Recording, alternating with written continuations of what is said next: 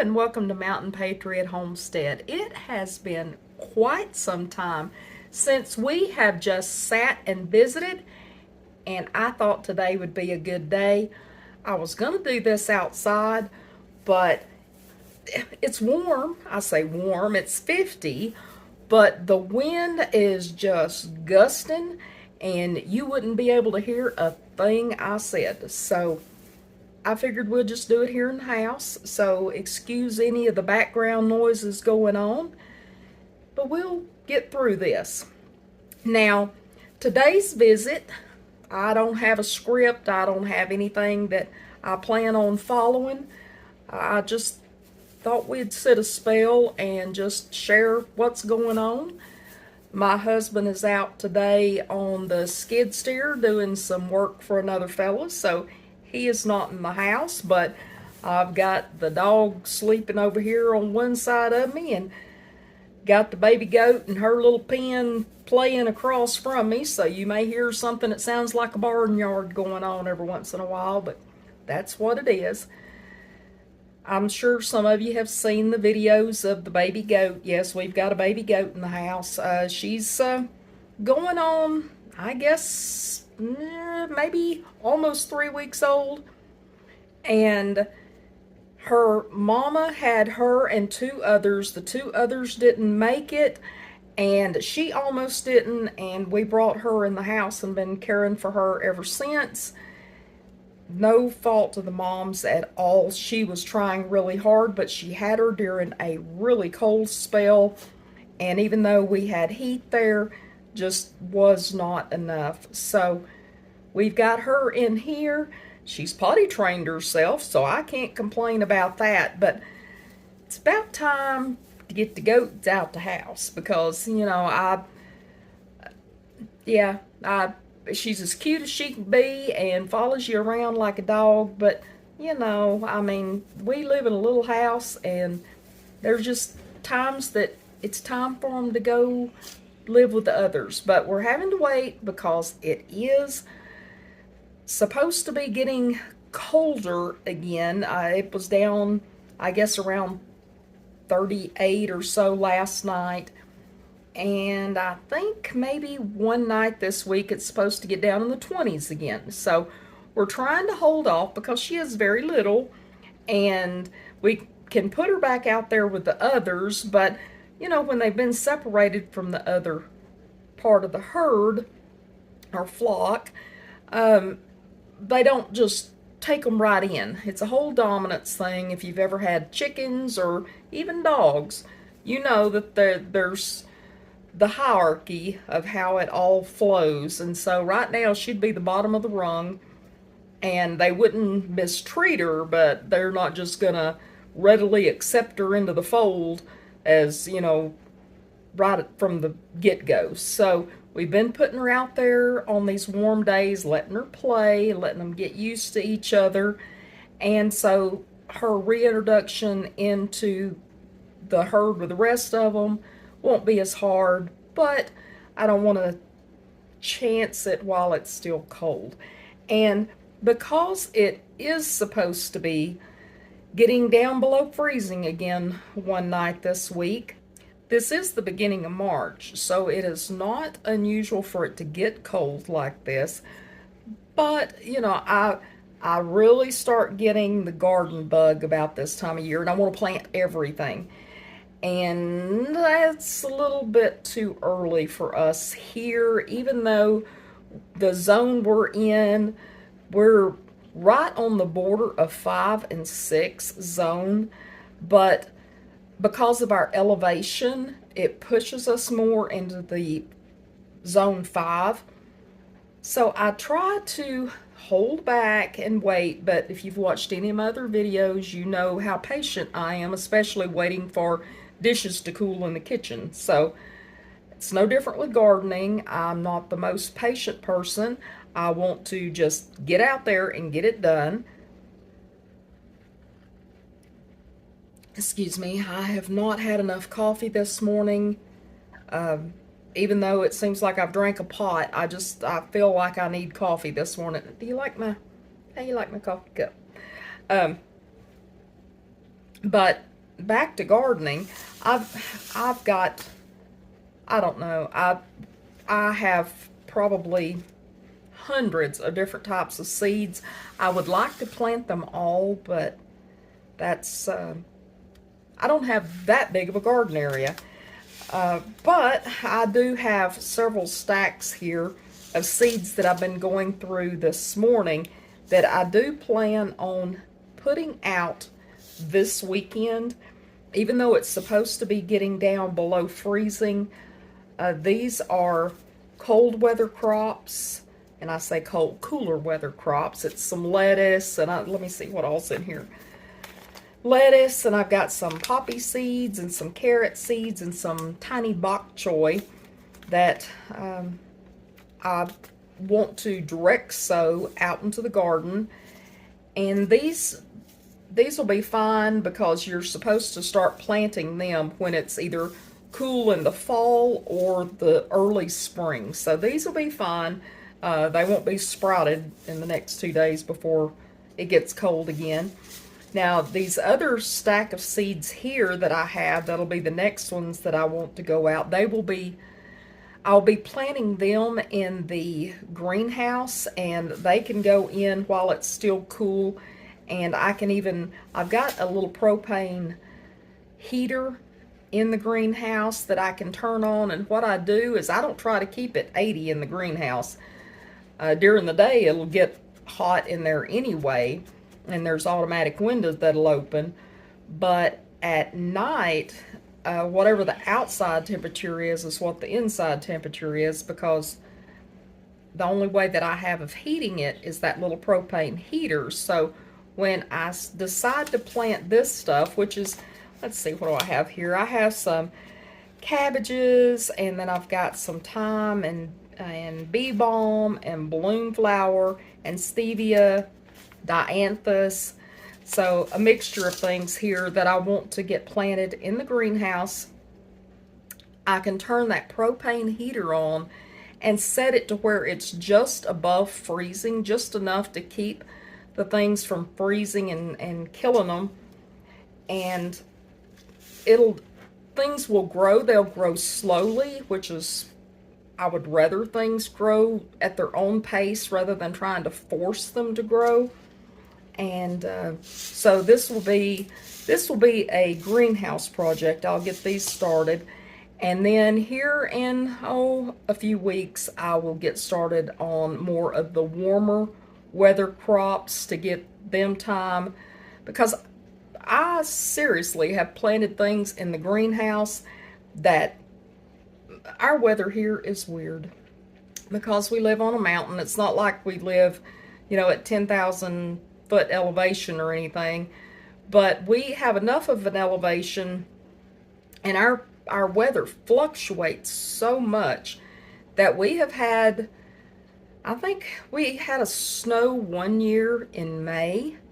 Wasn't like a 4-foot snow or something, but it was a light snow, and that was in May. So I have to remember to don't get too carried away, because, well, our last frost date may be sometime in March, or I forget, because like I said, we're right on that line, March or April. But I've got a plan that there's a lot of times that here we'll go from having really cool weather through the first to about the middle part of May, and then it goes from colder, cooler weather to immediately into summertime. And so some years we don't have much of a spring. It's just winter, summer. And so I have to kind of watch the weather and play along with it and try to make it work. So I am planning on getting gardening stuff going here this weekend, but I'm not doing as much as I want to, because if I done what I wanted to, everything would be planted. But I have, what I was trying to say a while ago, that my train derailed and I got sidetracked, was there are there have been times that I have planted stuff out in the greenhouse entirely too early that I couldn't get it out into the garden because it stayed cold for longer and it was too chilly to put out things like tomatoes and peppers and the warmer weather crops. And I have put them out when I've finally been able to set them out from the greenhouse into the garden. They have been so dang tall, they're already blooming and got, you know, little fruits on them because I had them so early, which, you know, I haven't really seen that being an issue, but sometimes people have things called transplant shock. That's why when you go pay $5 for a little old plant at, I don't know, one of your box stores, and you bring it home and you put it in the garden and it just kicks the bucket, that's transplant shock. And for me, it's sticker price shock because it's got like, oh my gosh, for what they want for one little old 3-inch pot for a plant, I can buy 2 packs of seeds or more, depending on if you buy them on sale. And speaking of planting, I know some of you don't have big gardens. Maybe you don't have a place for them. Maybe you don't have time for them.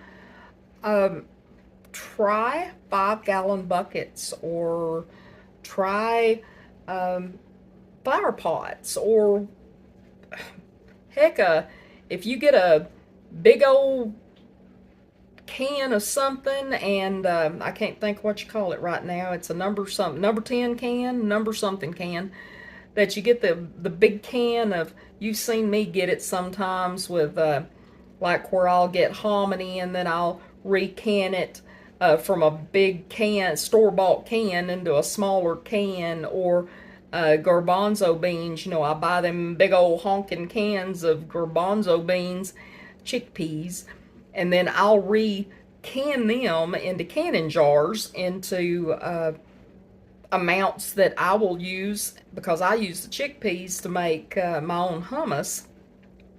But you can use them big old cans like that, knock a hole in the bottom of them, fill them up with dirt, plant a seed in them, and you know, you can grow pretty good sized plant in it. You don't have to have fancy. You know, you see these gardens in magazines or on some of these YouTube channels, these gardens and planter boxes and things that are just to die for. It's just like, oh, that's so pretty. But you know, you don't really have to have pretty to grow things. As long as you can get dirt in it and it's got plenty of room for the roots to grow, you can grow things. And heck, I see people transplanting things into cowboy boots. So you can use what, it doesn't just apply for the kitchen. Use what you have and grow your garden. And it don't have to be a massive garden. When I was a kid, I remember when we lived in North Carolina up in the mountains, it was about a 5-acre garden. It was a huge garden. And, you know, we'd get out there, Grandma and Grandpa would be out there, and it was a lot of work. It's not, I'm not going to try to convince you that it's not a lot of work to have a garden. But you don't have to have a 5-acre garden. You don't have to have, you know, a 100-acre farm to raise you enough tomatoes to, you know, make you a pot of soup. You don't have to have that much. You can have 1 or 2 tomato plants, a pepper plant, and that's a start. In flower beds, if you've got flower beds around, you know, you can intersperse vegetables in with your flowers and do some background research on companion planting, and you'll find out that a lot of plants, vegetable and flower, complement each other. In the companion planting world, they actually make each other healthier. So check on that. You know, you may have a trellis and be able to plant runner beans and raise some of your own beans. There's so many things, and so many of these vegetable plants have beautiful blooms on them themselves. Squash, you know, squash plants have beautiful blooms.